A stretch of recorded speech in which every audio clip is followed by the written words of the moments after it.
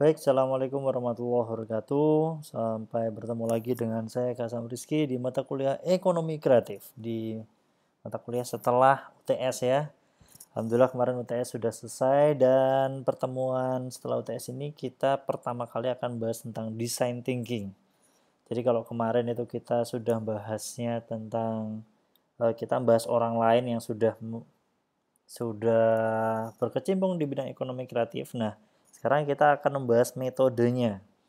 Jadi in the end of the day, nanti waktu UASnya kalian sudah mulai bikin konsep meskipun itu belum jadi gitu ya produknya. Tapi minimal kalian sudah tahu proses apa saja yang harus dilakukan ketika kita mau bikin produk di ekonomi kreatif gitu. Dan banyak metode sebenarnya, tapi ini yang akan saya angkat adalah design thinking. Ini waktu itu saya dapat materinya langsung dari Intel ya, pelatihan di Intel waktu itu. Dan ini waktu saya ke Spanyol, waktu saya ke Malaysia, ini dipakai worldwide. Jadi ini kelasnya udah internasional. Jadi kalau kalian sudah pakai ini, insya Allah produk kalian sudah siap untuk go internasional seperti itu. Oke, di design thinking ini ada sebuah quote dari Dave McClure. Dia bilang bahwasanya customer itu nggak peduli dengan solusi kalian. Udahlah, kamu mau bikin game yang mau bentuknya kayak gimana pun, solusi itu nggak penting katanya. Itu kata dia ya, bukan kata saya. Tapi mereka tuh sangat peduli dengan masalah mereka.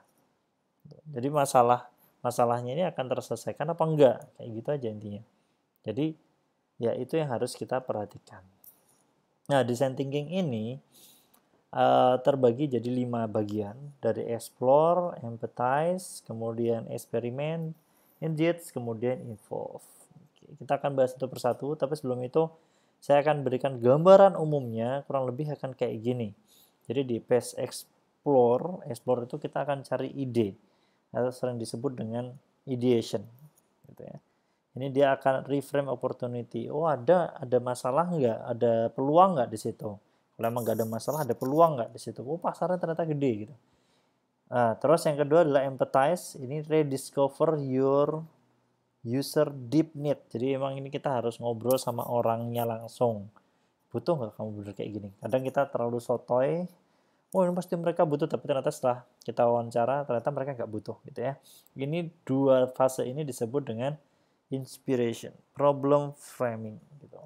Jadi emang harus cari permasalahan dulu. Kemudian kita setelah inspiration kita masuk ke ideation. Ideation itu isinya ada 2, eksperimen dan engage. Eksperimen itu refresh your solution and innovative ideas gitu ya. Jadi emang satu masalah belum tentu diselesaikan dengan satu solusi kayak gitu. Jadi emang harus dicoba lagi, dan coba lagi. Kemudian yang keempat adalah kita akan coba lagi ke usernya, ke siapa yang akan beli produk kita, dapat feedback, kemudian ulangi lagi, perbaiki, ulangi lagi, terus kayak gitu, muter terus.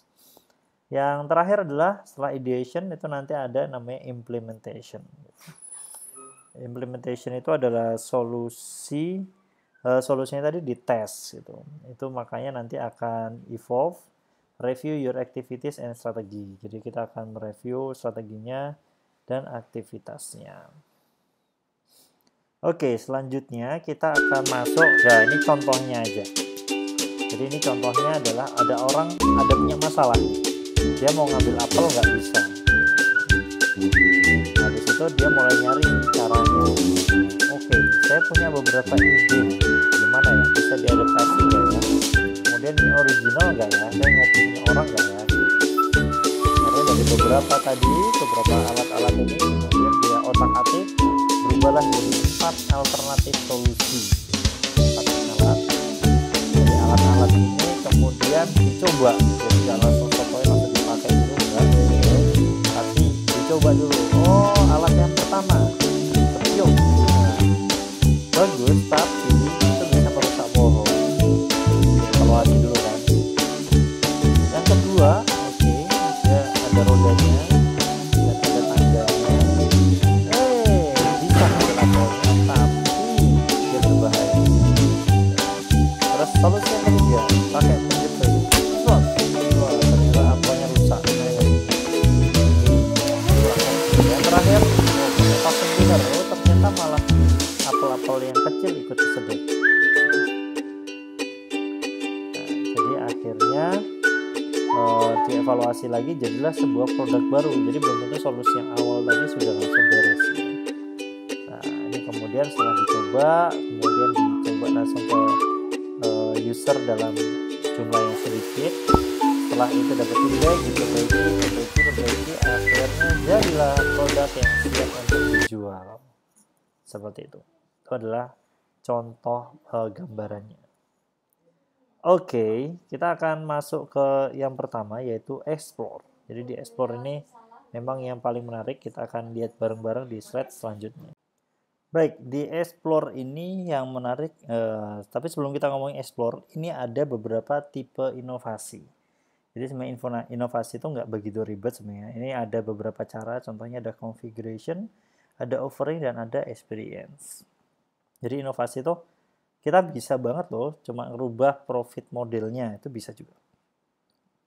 Kemarin kita sudah bahas ya ini ya, gimana cara kita memberikan value add melalui bahannya, kemudian dari marketingnya, itu bisa banget. Ada dari produk performance-nya, produk system services-nya, contoh kayak kita bisa loh bikin kayak Netflix tapi dengan pendekatan yang baru, servisnya bukan hanya film-film dari luar negeri, mungkin kita akan bikin filmnya sendiri juga bisa. Atau kita bikin brand atau bikin sebuah metode yang bentuknya customer engagement gitu. Ini adalah ilustrasinya. Yet only 10% of these business model innovations were novel and introduced new business model patterns. The other 90% merely adapted, refined, or combined these patterns. Nah, jadi kalau kita mau bikin jarum contohnya, udah ada orang bikin jarum. Kita mau bikin donat, udah ada orang bikin donat. Mau bikin sate, udah ada orang bikin sate. Gimana dong? Nah, ternyata untuk bikin sebuah inovasi itu gampang kok. Ada beberapa cara. Gampangnya inilah gambarnya. Ini contohnya ada kayak botol gitu, tinggal kita rubah bentuknya aja, itu namanya inovasi. Gitu. Tapi harus ada alasannya, kenapa kok dirubah kayak gitu. Gitu ya.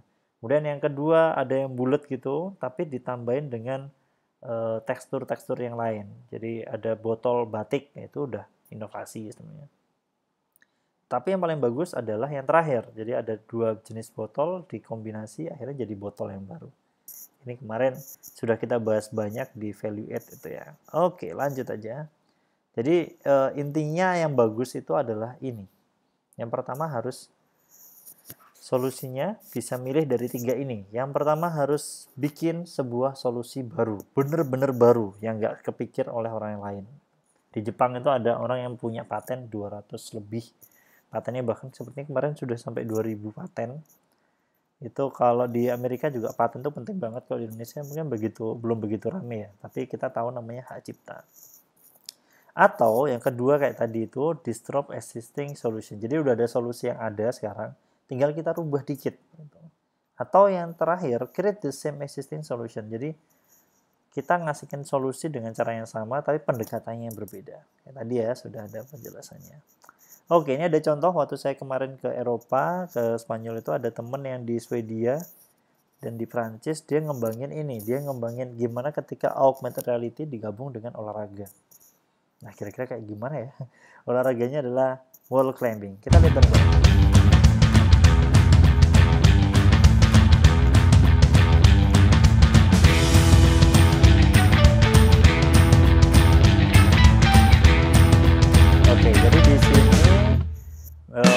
Ada augmented reality-nya, tapi digabungkan dengan wall climbing. Ada game-nya juga. Mereka olahraga sambil ada augmented reality-nya yang bisa main 2 orang. Ini bisa bikin kesleo juga nih. Oke, ini menarik banget.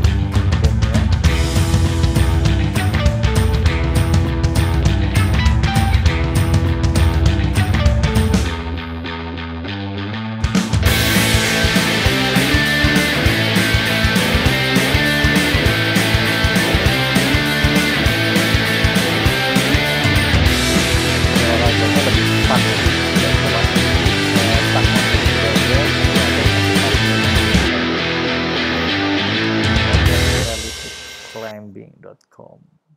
Nah, itu adalah explore. Jadi kita mencari masalah, explore ide-ide. Ini kita udah tahu nih ada yang kayak gini. Kita rubah wall climbing. Kalau tadi wall climbing mungkin kita bisa nggak gabungin augmented reality gabung sama panah.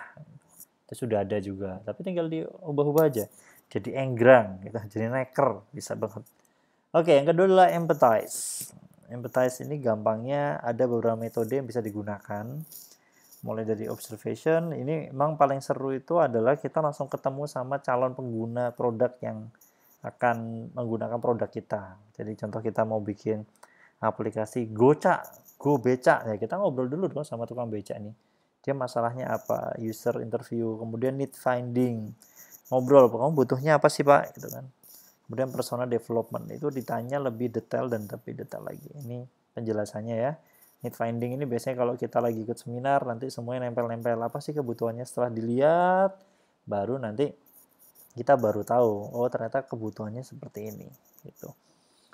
Oke, dari empathize ini yang penting adalah contoh kayak gini. Duh Pak, kalau teknologi gimana Pak? Ini contoh banget si Xbox yang baru launching kemarin, dia Xbox X gitu. Tapi yang menarik adalah ada controller yang baru. Nah, dia bikin controller ini untuk para dia yang punya kelemahan di badannya, mungkin tangannya mungkin habis kecelakaan, nggak bisa berfungsi seperti biasa, atau mungkin dari lahir, mohon maaf, mungkin ada cacat fisik gitu. Tapi kan semua orang itu berhak dong untuk ngerasain serunya game gitu kan. Inilah controller dari Xbox. Kita lihat bareng.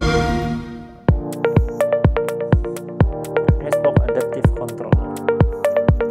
Nah, jadi sebelum dia bikin ini, dia ngobrol dulu dong sama mereka yang ada kebutuhan khusus tadi. Bisa nanya-nanya dulu, kemudian bisa user interview, kemudian akhirnya dispesifikin lagi kebutuhannya itu di mana sih kalau mau main game. Terus alat yang enak itu yang kayak gimana? Apakah bentuknya stick? Terus portnya bisa diubah-ubah atau enggak? Kemudian jadi bisa bervariasi bentuknya. Dan ini bentuknya kayak gini. Itu sticknya gede banget dan R1-nya, LT-nya, S-nya bisa digantikan.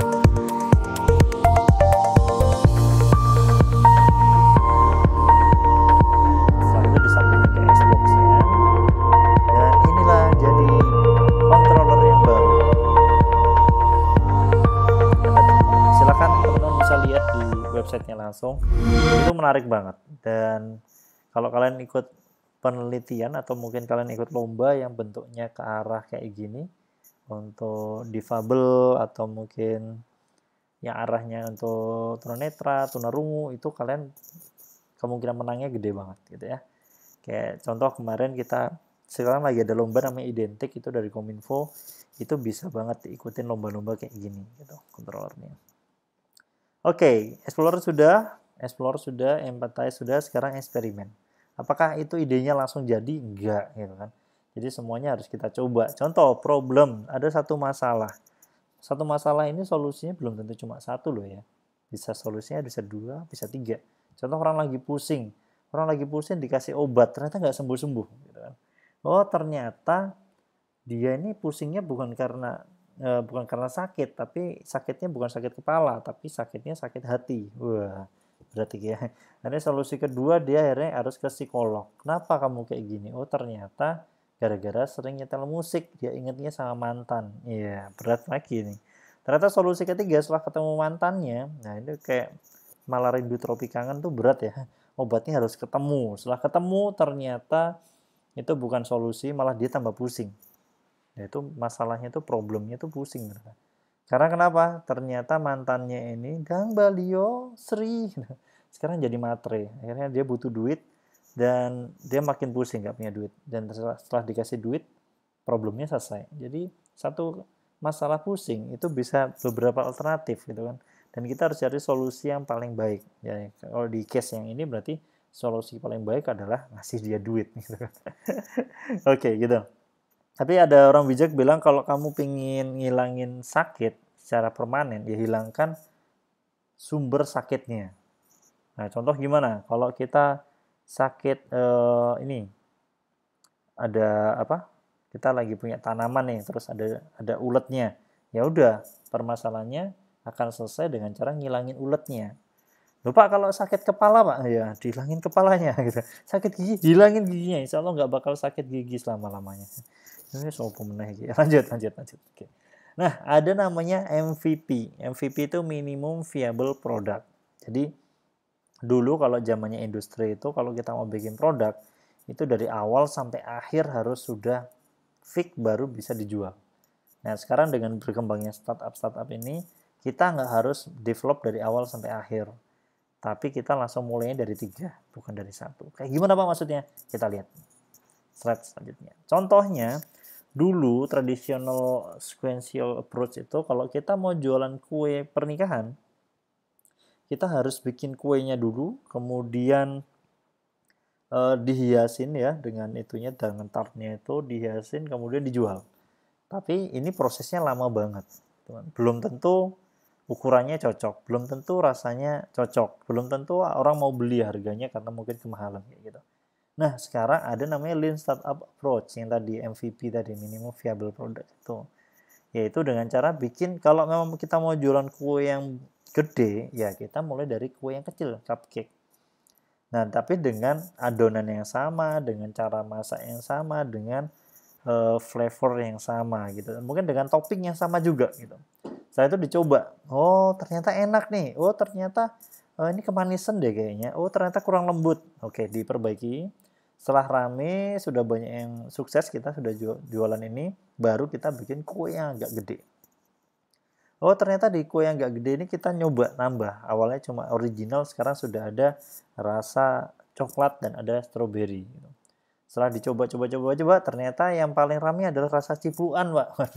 Ya, akhirnya dipilih lagi. Oh, ternyata rasa cipluan ini varian lagi rame bulan ini. Setelah itu dia bikin kue yang lebih besar lagi. Di kue yang besar ini dia mulai pakai topping. Nah, itu toppingnya mulai divariasi. Mulai pakai caca, pakai Oreo, coklatnya itu awalnya cuma coklat biasa, sekarang pakai Nutella atau pakai misis gitu kan, itu makin ramai lagi. Dan ternyata dia sudah punya customer yang banyak, baru dia bikin variasi produknya yang paling utama, yaitu tujuan utamanya bikin wedding cake gitu kan, bikin kue pernikahan. Setelah gede gitu udah pasti dia rasanya udah jelas, adonannya udah jelas, dan marketnya sudah validate, ya udah insya Allah itu bakal laku. Ternyata setelah bikin wedding cake ini yang paling enak rasanya adalah rasa yang dulu pernah ada. Iya, sabut meneh. Kita ngomongin apa? Kembali lagi ya ke design thinking. Oke, ini contohnya. Jadi kalau kita mau jualan, kita mau bikin mobil, ya jangan langsung bikin mobil gitu kan. Nah, tapi kita bikin miniaturnya dulu. Tapi bukan kayak gini. Oke, ini saya mau bikin mobil Pak. Tapi ini adalah bannya dulu. Ya kayak iso lah. Kita nggak tahu gimana rasanya pakai mobil gitu kan, kalau cuma bannya doang. Atau kita mau bikin mobil, tapi prototipe yang kita bikin itu malah bikin skuter, sepeda pancal. Ya beda hal lah ya, experience-nya beda. Jadi kalau kita mau bikin mobil, ya minimal kayak gini. Jadi oke, mobilnya memang bakal mewah banget, tapi kita minimal mobil depannya dulu, baru nanti ditambah belakang, tambah fitur lagi, jadilah mobil yang lengkap. Itu namanya MVP. Dari MVP ini persis kayak yang tadi yang sudah kita bahas. Jadi memang pertama learn dulu. Kita akan belajar dulu kebutuhan masyarakat itu apa. Kemudian kita bikin miniaturnya. Setelah kita bikin, kita uji coba, kemudian diukur keberhasilannya. Oh ini ternyata kurang bagus. Oh ini sudah bagus, tinggal ditingkatkan. Oh ini kurang gini. Terus kayak gitu, belajar lagi, bikin lagi, uji lagi. Belajar lagi, bikin lagi, uji lagi. Sampai akhirnya sesuai dengan target kita gitu ya. Ini ada contoh, dia bikin sebuah game bentuknya kayak balok-balok gitu ya buat anak-anak ya, tapi digabung dengan HP gitu, dengan iPod ya gitu. Bisa nggak sih dia bikin game? Kita lihat bareng-bareng. Ini menarik banget gamenya, Siftail.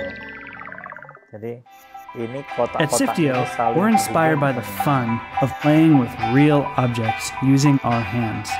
That's why we created Siftio Cubes, an interactive game system that combines the best of cutting-edge technology with timeless, tactile play.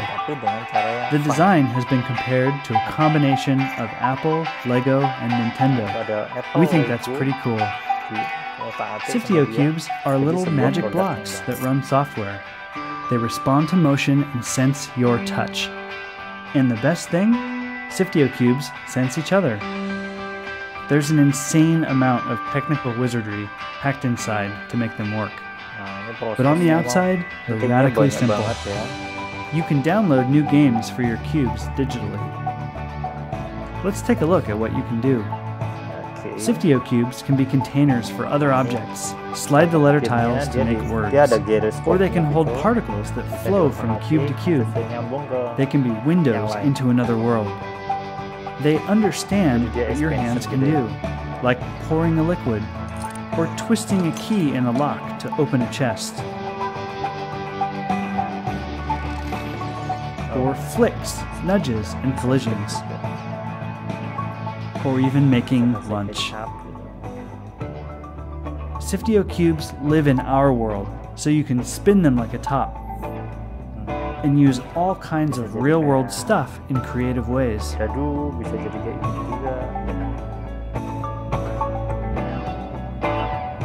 Cubes are smart. You can play with other people and full-body gestures. You can have some amazing game experiences with Siftio Cubes right now. We're also hard at work, coming up with new ideas that we think will blow your mind. Independent designers are signing up too.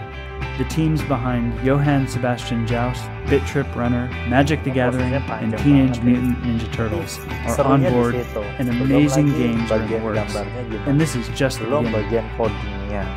So get your hands on some Siftio Cubes today, and get ready to experience some little pieces of the future. Jadi ini adalah contoh Siftio.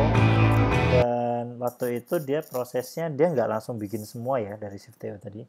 Dia nggak langsung bikin game yang sebanyak itu, tapi gamenya dimulai dari game yang sederhana. Mungkin gamenya satu dulu. Setelah satu baru diotak-atik, ditambah lagi fiturnya, jadilah Siftio kayak sekarang ini. Gitu. Itu adalah contohnya proses development. Oke, kalian tahu ini siapa? Ya, ini adalah Honda, Seiichiro Honda. Jadi Honda waktu itu dia bilang, kalian mau kayak gimana nih, gitu kan. Jadi kalau kalian tahu Honda ini menarik ya. Jadi di awal-awal itu dia sebenarnya punya mobil, dia orang kaya raya, dan waktu itu dia bikin klaker sebenarnya. Nah, dia bikin klaker, kemudian dia sudah punya pabrik macam-macam, terus perang dunia akhirnya pabriknya bangkrut gitu. Setelah bangkrut akhirnya dia tuh diketawain orang, wah kamu jadi orang miskin ya, kamu cuma punya sepeda. Akhirnya mesin yang ada di mobilnya tadi otak-atik jadi sepeda motor kayak ini. Waktu itu diketawain kalau ke kota-kota anak kecil tuh suka ikut gitu, wah lucu ya. Tapi ternyata dia fokus, dia iteration terus, akhirnya dia bikin sepeda kayak sekarang. Sekarang siapa sih yang nggak tahu Honda gitu kan? Honda itu nama orang ya sebenarnya. Tapi kalau sampai di tempat daerah-daerah tertentu gitu sampai Hondamu mereknya Oppo. Honda itu nama sepeda gitu. Oke. Nah, tinggal milih kita mau sedikit tapi banyak atau banyak tapi dikit. Ini pilihan yang susah. Kadang fiturnya kita terlalu muluk-muluk tapi atau sedikit tapi banyak, contohnya adalah kita bikin produk yang satu aja tapi bisa digunain oleh banyak orang. Atau produk kita tuh banyak versinya tapi hanya untuk market tertentu. Nah, gitu ya. Contoh kita akan spesifik di pendidikan. Ya udah, produk kita gamenya banyak banget, tapi spesifik di pendidikan. Bisa kayak gitu.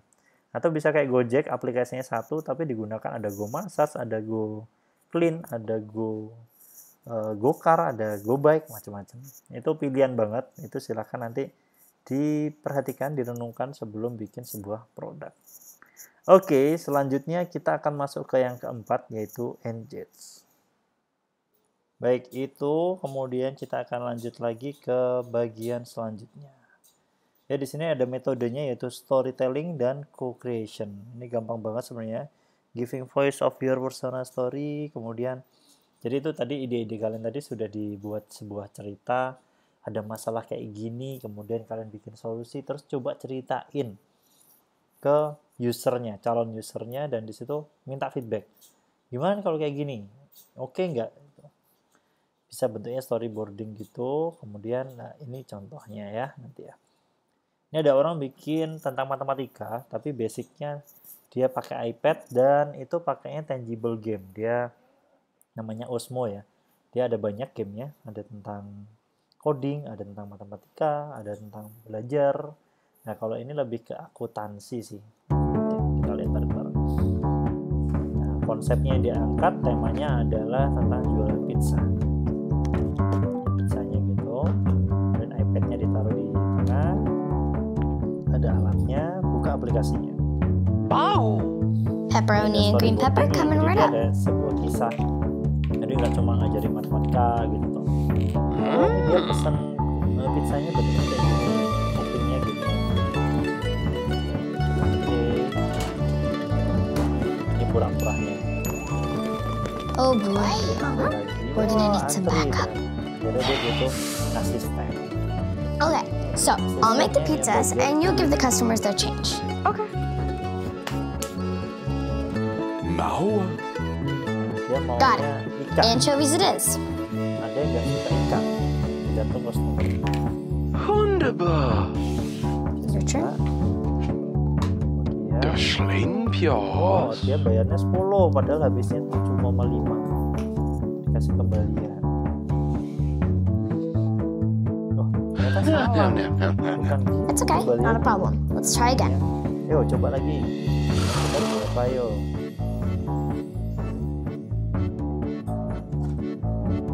Ya, dia ambil kembalian. Ini ngajarin wah. Good job. Dengan cara yang fun, dengan cara yang menarik. Ini bentuknya sebenarnya masih AR ya. Belajar itu lebih fun. Monggo, teman-teman nanti mau bikin tentang animasi boleh, game juga boleh, atau mau bikin aplikasi juga boleh. Tapi bukan tentang produknya kan saya nilai, tapi adalah proses pembuat proses ideationnya tadi, proses kalian membuat sebuah ide itu. Oke, selanjutnya yang terakhir kita akan evolve. Nah, evolve ini tahap terakhir ya. Jadi setelah kita bikin semua dapat feedback, kemudian ada strateginya untuk requirement-nya. Gimana nih nanti kalau sudah mau launching, apa yang harus dilakukan? Kemudian evolve activity system, change management, dan quick win. Oke, kalau memang requirement-nya apa, HP-nya speknya butuhnya apa, kayak gitu kan. Sampai nanti activity system-nya kayak gimana. Ini lumayan ribet, tapi ya nanti kalau dijalanin semuanya gampang-gampang aja gitu ya. Itu, kemudian ini saya kasih contoh, ini game yang saya buat kemarin, judulnya Sutasoma. Jadi dalam proses game Sutasoma ini, alhamdulillah kemarin kita menang di juara nasional di Kominfo, identik namanya, dan alhamdulillah sekarang kita mewakili Indonesia di tingkat ASEAN, di tingkat ASEAN. Mohon doanya, mudah-mudahan Januari ini kita presentasi bisa menang, dan alhamdulillah banget ini Sutasoma ini menjadi perwakilan di bidang di kategori digital content gitu ya.